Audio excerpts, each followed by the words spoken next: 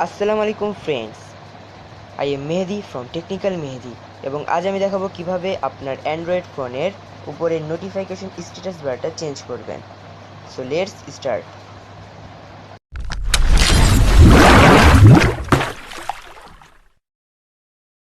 Okay, we are back.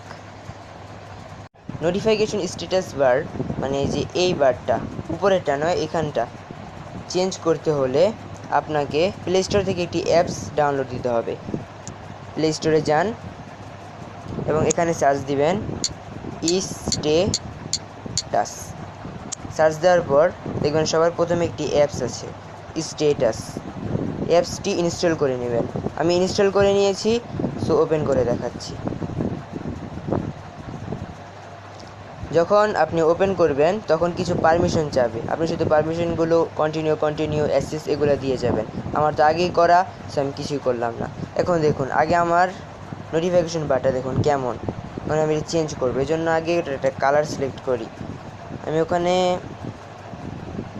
বেগুনি colour select করতে হবে, বেগুনিতে ক্লিক করে ওকে, এবং এখানে এইটা অন করে দিলাম। এখানে কালো দেখা গা সমস্যা নেই, এটা এখন অফ রাখি, আরও দেখাই। এখন আপনি আইকন ও চেঞ্জ করতে পারবেন। যেমন এখানে আপনি ব্যাটারি আইকন চেঞ্জ করতে পারবেন।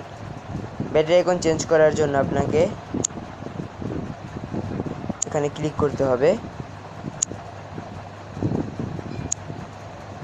তারপর অ্যালাইনমেন্টে ক্লিক করবেন। এখানে যে কোনো সাইডে এটা রাখতে পারবেন। যদি লেফটে দেই, লেফট, সো এগুলোর দরকার নেই। এখানে আইকন স্টাইলে ক্লিক করবেন। এখানে দেখুন কত ব্যাটারির আইকন আছে। এখন আমি এইটা দিলাম, এইটা দেওয়ার পরে ওকে দিলাম। এটা কিন্তু চেঞ্জ হবে, মাত্র আমি দিয়ে রাখছি। এখানে আমি আপনাদের এনাবল করে দেখাই, দেখেছেন সব চেঞ্জ আছে। এটা আমি বাম পাশে দিয়েছিলাম, ওখানে গিয়েছে। তারপর যা যা চেঞ্জ করেছি সব চেঞ্জ এখানে আছে, ব্যাটারি আইকন সহ সব। তারপর নেটওয়ার্ক আইকন চেঞ্জ করার জন্য আইকন স্টাইলে ক্লিক করে যে কোনো একটা সিলেক্ট করবেন। আমি কোনটা দিব, আমি এইটা দিলাম, ওকে। এখন দেখুন এমন হয়ে আছে। তবে সব কিছু আপনি চেঞ্জ করতে পারবেন। এখন যদি আপনি এটা কেটে দিন, এই দেখুন উপরে